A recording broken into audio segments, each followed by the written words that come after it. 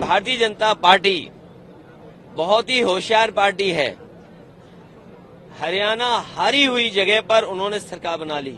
महाराष्ट्र में लोगों को रोजगार और नौकरी मिलती थी, आज महाराष्ट्र के कारखाने यहां से छीन करके गुजरात भेजे जा रहे हैं। महाविकास आघाड़ी में एमवीए में समाजवादी पार्टी ने 12 सीटें मांगी हैं और हम वो लोग हैं जो कभी कभी कम सीटों पे भी संतुष्ट हो जाते हैं।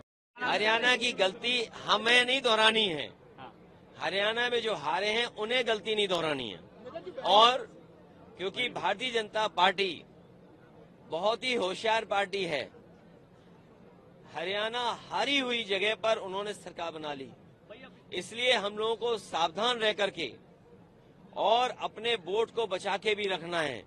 क्योंकि बीजेपी के लोग जानते हैं महाराष्ट्र की सरकार अगर नहीं बनी तो दिल्ली की सरकार चली जाएगी, और महाराष्ट्र की सरकार इसलिए नहीं बनेगी क्योंकि महाराष्ट्र में लोग रोजगार और नौकरी करते थे, महाराष्ट्र में लोगों को रोजगार और नौकरी मिलती थी, आज महाराष्ट्र के कारखाने यहां से छीन करके गुजरात भेजे जा रहे हैं। जो प्रतिमा लगी थी छत्रपति शिवाजी महाराज को न केवल महाराष्ट्र के लोग बल्कि पूरे देश के लोग उन्हें मानते हैं, पूजते हैं, हमारे उत्तर प्रदेश के लोग भी मानते हैं। सोचिए उनके स्मारक में, उनकी प्रतिमा में ये घपले कर रहे हैं, तो महाराष्ट्र की जनता ये अपमान कभी स्वीकार नहीं करेगी। महाराष्ट्र की जनता इसको अपना सम्मान का चुनाव भी समझ रही है। आप बार-बार कह रहे हैं दिल्ली का सरकार जाएगा, क्या कुछ कारण या कुछ चल रहा है क्या दिल्ली के सरकार जाने के लिए? नहीं, देखिए महाराष्ट्र की जाएगी तो दिल्ली की भी जाएगी।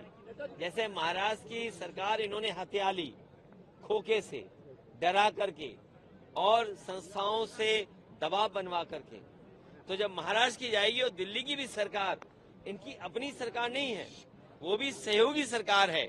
पता नहीं वो दो साथी कब चले जाएं या कब उनका साथ छोड़ दें।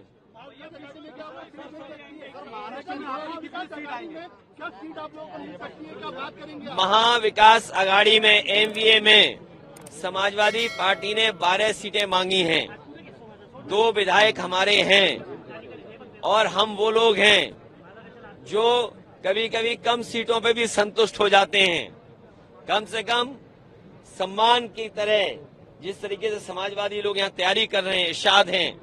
कल हम लोग मालेगांव थे, क्या ऐतिहासिक कार्यक्रम था, बारिश के बाद भी लोग हटे नहीं, गए नहीं। तो ऐसे तमाम सीटें हैं जिनकी जानकारी हमने दे दी, जहां पार्टी मजबूत है उनकी सीटें भी हमने घोषित कर दी। और एक बात मैं बताना चाहता हूं, मुझे तो ये बताया जाता था कि सबसे अच्छी सड़क महाराष्ट्र की है। कल मैं मालेगांव से लेकर के धुलिया आपके शहर तक आया हूं, मैं गड्ढे नहीं गिन पाया। ये टोल इसीलिए लेते हैं, लगता गड्ढा भरने के लिए, लेकिन उस टोल से गड्ढा नहीं भरा जाता।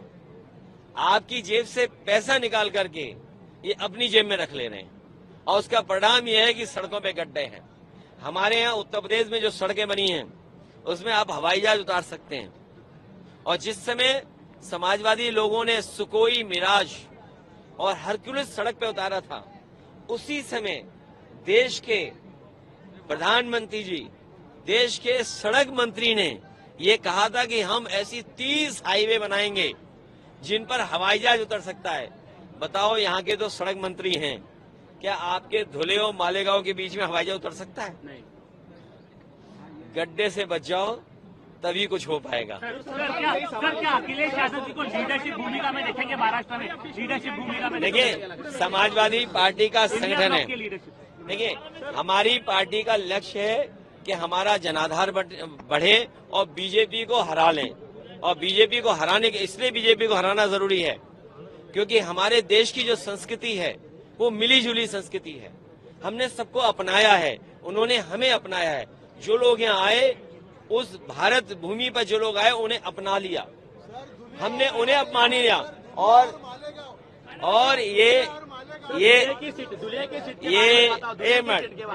अरे रुक जाओ भाई, ये जो जगह है महाराष्ट्र, इसी से नारा दिया था क्विट इंडिया।